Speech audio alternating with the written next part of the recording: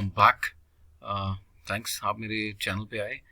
इससे पहले मैं अपनी वीडियो शुरू करूं, मैं रिक्वेस्ट करूंगा आप सभी को प्लीज़ सब्सक्राइब करें मेरे चैनल को और बेल आइकन को हिट करें ताकि सारे अपडेट्स आपको आते रहें। सो मैं एक और बहुत ही इंटरेस्टिंग लीगल स्टोरी लेके आया हूँ आपके लिए, जो मैं आपके साथ अभी शेयर करने वाला हूँ। सो आए चलते हैं अपने ये लीगल स्टोरी की तरफ। ओके आज की जजमेंट है जी हमारी anticipatory bill pay Punjab Haryana high court में। तो ये जजमेंट मैं शेयर कर रहा हूँ आप लोगों से। ये एंटीसिपेटरी बिल जब मिलती है तो किस ग्राउंड्स पे मिलती है, क्या कंडीशंस रहती है और जो कोर्ट है अपनी किन बेसिस पे उनकी कंसिडरेशन रहती है। सो देखेंगे पैराग्राफ्स में जो जजमेंट्स भी कोर्ट हुई हैं उन्होंने एक्सप्लेन भी किया है इसको कि बेल किन उस पे पैरामीटर्स पे कंसिडर की जाती है। पहली है Gurbaksh Singh Sibia versus state of Punjab must enter into the cumulative effect of variety of circumstances justifying the grant or refusal of bail। सो एक अलोन क्राइटेरिया पे नहीं, काफ़ी सारे पैरामीटर्स होते हैं जहाँ पे बेल डिस्कस होती है और स्पेशली जो नॉन बेलेबल ऑफेंसेस हैं वहाँ पे प्रोसिक्यूशन को प्राइमा फेसी केस एक्सप्लेन करना पड़ता है अक्यूज के against, otherwise court records reasons for satisfaction to release such person on bail. Also rejection of bail अगर रिजेक्ट होती है तो ये उनको रोकती नहीं है और बेल एप्लीकेशन सब्सिक्वेंट, क्योंकि नीचे वाली कोर्ट डिसमिस करेगी तो बंदा ऊपर जाएगा। सो एप्लीकेशन जो हम फाइल करते हैं बेल की वो एक प्री रिक्विजिट नहीं है कि आगे की हम बेल एप्लीकेशंस नहीं फाइल कर सकते। और दूसरा हमारा कार्डिनल प्रिंसिपल है क्रिमिनल लॉ का कि bail is the rule not jail. So अगर सर्कमस्टांसेस वारंट करते हैं, अगर निर्धारित जो भी हमारे सिचुएशंस हैं केस की, फैक्ट्स पे डिपेंड करता है कम्प्लीटली। सो उनके बेसिस पे ही बेल मिलती है। आपका ऐसा कोई स्टैंडर्ड रूल नहीं है कि आप कहो कि बेल मिलनी ही मिलनी चाहिए, और वो सर्कमस्टांसेस फैक्ट्स जो एफआईआर में लिखे जाते हैं उसके हिसाब से तय होते हैं।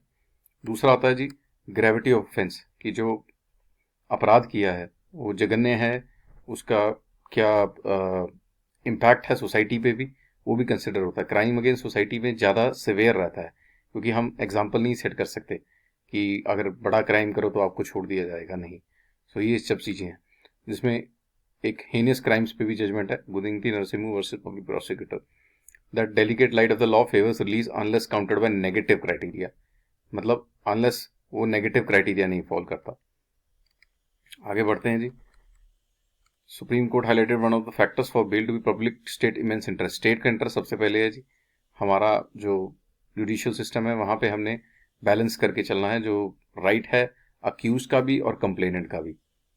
उसके बाद Supreme Court held that grant refusal base entirely with the discretion of जज hearing the matter, though the discretion is unfettered but it must be exercise judicially compassionately and in a human manner. उसके बाद जो grant है bail का, not to be strict as incapable of compliance thereby making the grant of bail illusory. So ये realistic भी होना चाहिए, जो बेल कंडीशंस हैं, जो बेल मिलनी भी चाहिए वो रियलिस्टिक क्राइटेरिया पे होनी चाहिए। उसके बाद जो सबसे मोस्ट इंपॉर्टेंट देखा जाता है कि इन्फ्लुएंस ना कर पाए। जब आपको बेल मिलती है या किसी अपराधी को बेल मिलती है तो ये देखा जाता है कि वो अपने कंडक्ट के द्वारा या रिहा होने के बाद वो इन्फ्लुएंस ना कर पाए इन्वेस्टिगेशन को, गवाहों को, कंप्लेनेंट को। सो उनका कंडक्ट बड़ा मैटर करता है यहाँ पे। फिर सुप्रीम कोर्ट की जजमेंट एक और कोर्ट हुई है, यहाँ पे उन्होंने यही कहा है, court is duty bound to strike a balance between the individual right to personal freedom and right of investigation of the police. So police और जो अक्यूज्ड अपराधी, उन दोनों के राइट को बैलेंस करना है, वरना तो फिर पुलिस वालों के लिए भी मुश्किल हो जाता है इन्वेस्टिगेशन करना। अगर उनको शय दी जाए अपराधियों को, फिर पुलिस वाले भी कहेंगे कि जी हमारी इन्वेस्टिगेशन करने का क्या फ़ायदा। सो कोर्ट को इस बैलेंस को स्ट्राइक करना होता है। बाकी जो कंडीशंस पड़ती है बेल में वो सारे केसेस के लिए डिफरेंट होती हैं। किसी को कुछ बॉन्ड बोला जाता है तो वो क्राइम के हिसाब से डिपेंड करता है। उसके बाद chapter 13 of CrPC 1973 bail bonds के बारे में बताती है। उसके बाद अपनी हाई कोर्ट की जजमेंट्स कोर्ट हुई हैं, Madhu Tanwar versus state of Punjab. उसमें कहा गया है जी टेक्नोलॉजी अब इतनी वो हो गई है एडवांस कि जो डर है अपराधियों का अपने पुलिस के चंगुल से निकलने का, सो उनको भी क्राइटेरिया को कंसर्न करना है कि वो पुलिस अगर चाहे, अगर कोई अपराधी अपेयर नहीं होता तो उसके एसेट से रिकवर कर सकते हैं बेच के, जो भी उसकी एसेट्स हैं, प्रॉपर्टी है, अगर वो किसी कारणवश नहीं अपेयर होता कोर्ट में, सो उसको बेच के पुलिस उसको निकाल सकती है। और ये भी ना हो कि किसी और शहर में जाके बस जाए। तो इन चीज़ों को मद्देनजर करते हुए ही कोर्ट डिसाइड करती है। तो यहाँ पे बेल बॉन्ड की कंडीशंस आ गई, कितनी बेल बॉन्ड मिलेगी, कैसे उसको एसएचओ के पास उसको जाके कंप्लाई करना है। सो बाकी बेल बॉन्ड्स की कंडीशन आ गई।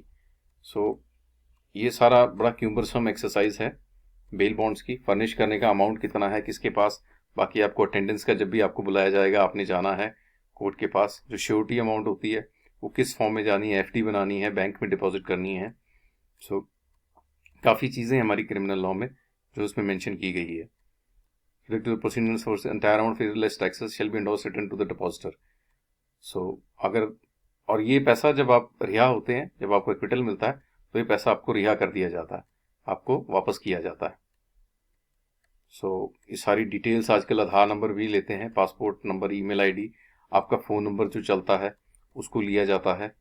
और अगर आप कंप्लाई नहीं करते, किसी भी कारणवश आप अगर किसी भी कंडीशन को कंप्लाई नहीं करते, तो ये आप याद रखें कि आपकी बेल रद्द की जाएगी। स्टेट एप्लीकेशन दे सकती है और कंप्लेनेंट भी एप्लीकेशन दे सकता है।